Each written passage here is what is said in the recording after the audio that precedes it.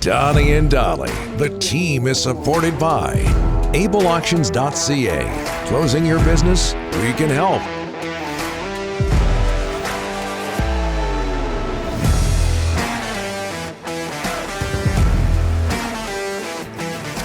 It is Monday, and all of our guests today, including Conor McGahey, standing by, sponsored by Passant Motors. Gas prices driving you crazy? At Passant Motors, with your next purchase, get up to a $1,000 gas card. You can learn more at PassantMotors.com, BASANT Motors.com. Game 1 of the Stanley Cup Final goes Wednesday in Denver. Colorado versus Tampa Bay. Game 2 will be Saturday, also in Denver. Here to talk about that and all matters Denver. The voice of the Avalanche on Altitude Sports. He's also the PA voice of the Denver Broncos. Wow. Who just sold for $4.65 million to the Walmart people. It was going to be $3.65. Broncos said, hey, you want McGahey? You got to throw in another billion. Conor McGahey joins us now. Conor, how are you, sir? Dolly, how are you guys? Good. Thanks for having me. Very well. Are you appearing on another Vancouver radio station later today? Because I heard you this morning on Sportsnet 650. I did one earlier today. Yeah. I was on 650 this morning, and now I'm on with you guys. So, rough. Sorry. I just assumed you're going for the Vancouver hat trick. We appreciate it, Conor. It was. I'm waiting for it. It may at any time now it could happen. Well, I heard you this morning, and if you're as good with us today as you were this morning, then somebody's going to call you. You were fabulous. Any question these are the two best teams in hockey, Conor? No. I mean, there's no question at all. I mean, there have been so many polls done between GMs, coaches, fans, and I think if anyone could handpick a final, this would be it. Obviously, the talk early on was having Florida and the Avalanche meet as the two top seeds in the East and the West. The two top seeds haven't met since the Avalanche beat the New Jersey Devils in the Cup Final in 7 games in 2001. Obviously, Florida and the Avalanche meeting in Game 1 through 4 was a sweep for the Avalanche in the 96 Cup Final. But I think when you watch the playoffs go along, you love the storylines between Tampa and Colorado. I mean, you have juxtaposition. You have so many things in common as well. These are the two best teams in hockey, and I think this is one of those that everyone is going to want to watch. Some people, they get to a cup final and say, I'm fine, my team's out of it. I think if you love the sport, you're going to love this final between Tampa and the Avs. Conor, how are the cliche question, but how are the? I do that a lot. Conor, how are the Avs? It's hockey after all. That's right. There you go. How are the Avs dealing with the 8 days between games? I think it's a good thing, to be honest with you. The whole rest versus rust sort of conversation was put to bed a long time ago by this team because their approach has always been, whether it's a period, whether it's a game, I mean, nothing lasts very long. Now, this team used to have a longer memory. And if you go back to last year in the series versus the Vegas Golden Knights, that memory may have knocked them out of the Stanley Cup playoffs. Their memory is shorter now. And that's why it's not like there's a whole lot of momentum. You're riding a hot goalie, anything like that. The rest does this team well. The main reason being you're trying to get guys healthy. Jared Bednar, and he'll speak shortly coming up here, actually, after practice is done at Ball Arena, downtown Denver, Colorado. But yesterday, he said that both Nazem Kadri and Cogliano have not been ruled out of Game 1, which will happen on Wednesday. They both had surgery on their hands. So health is a good thing. A bunch of other guys are trying to patch themselves up some bumps and some bruises. And if you look at Tampa versus the New York Rangers, the Rangers started to get tired as the series went along, didn't it? So this team, the way that they approach each game, it's not momentum-based. It's more compartmentalized, and I think that's why the rest is nothing but a good thing. As Burnaby Joe Sakic, I said this morning, you may have heard it, but as Burnaby Joe Sakic said, rest is a weapon. Yeah, no kidding. You're a pretty lucky guy to be able to watch that blue line night in, night out. Cale Makar we know about, but I do want to ask you about a couple of BC boys, Devon Taves right here from Abbotsford and also Bowen Byron from the Kootenays. Can you tell us how those two have been in Colorado? Extraordinary. There are not enough adjectives for either of them, Rick.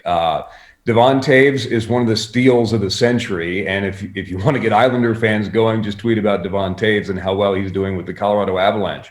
But he's the perfect D partner for Cale Makar for a myriad of reasons. He's one of the most reliable guys with the puck. He's one of the smartest guys with the puck. And the two of them together have been absolutely perfect. They really have. He's acquired from the New York Islanders for 2 second-round picks, and then was signed to a 4-year deal worth $4 million per. And that's almost highway robbery for Joe Sakic and company. But they complement each other so well in their dependability and how they see the game, because not everybody sees the game as well as your top guys, right? And Cale Makar obviously sees the game different than everybody else. Devon Toews is right there. One of the nicest, one of the smartest, one of the most reliable guys you could ask for. And you need that when you have, in my opinion, the top blue line in the National Hockey League.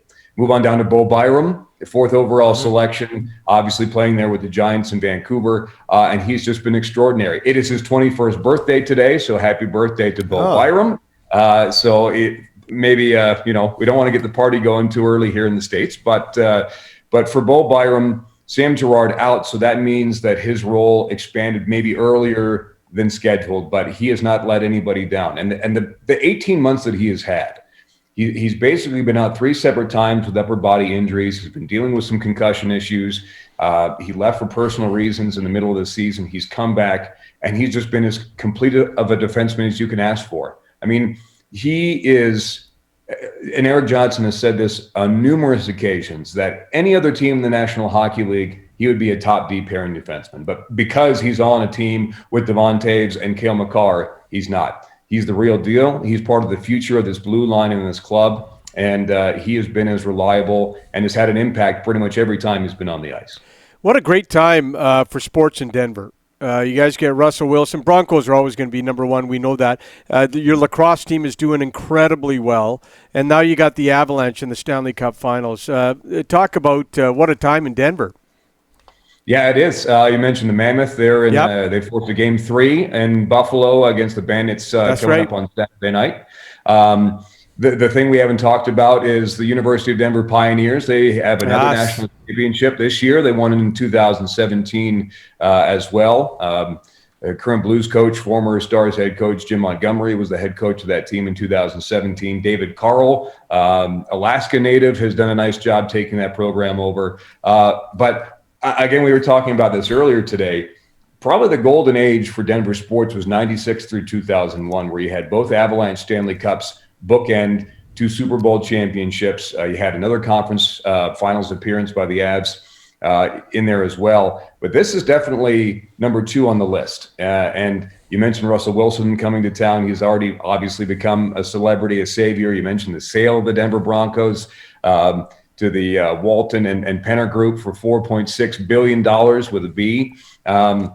So things are looking up there. But for the Avalanche, at the moment, they're enjoying being number 1, and that's a good spot for the Avalanche, considering that they're only 4.5 years removed from a 48-point season, the worst season that we witnessed really in modern hockey. So right now, things are good in the Mile High City, and I think fans hope that they could be even better in about 2 weeks' time.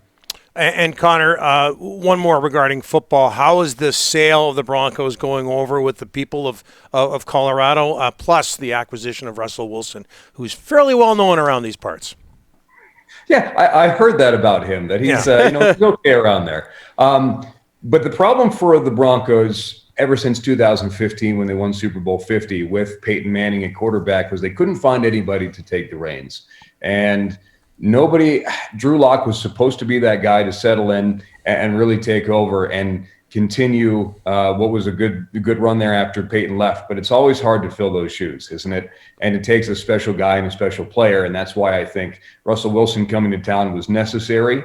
And he'll be exactly what the Broncos needed, because they didn't have anybody to play the quarterback position. As far as the sale goes, that's just been a piece. Pat Bowlen was one of the best owners in sports, period, for the longest time. And Alzheimer's is a very sad thing, and it took him down quicker than it should have. But the chaos that sort of ensued after that, I don't want to call it a distraction, but when you don't have the solid ground that you had with Pat Bowlen, anything else is going to seem like a typhoon out there. And so now you have by marriage, the cousin of Stan Kroenke, who owns the Avalanche, Nuggets, and Mammoth across the street, who owns the Broncos here in the Mile High City. They wanted stability. They've gotten that. And I would expect nothing but quality. We've had that quality with the Avalanche for years, their ownership, their management with Pierre Lacroix, Joe Sakic now down the line. And that will continue now with the Denver Broncos as that standard was set. And now it's going to be met for years to come. This has been great. Like I say, late notice. We got to get you back on, Connor. Say hi to Joe Sakic for us. Appreciate it. Connor, thanks so much. Thank you guys very much. You bet. Conor McGahey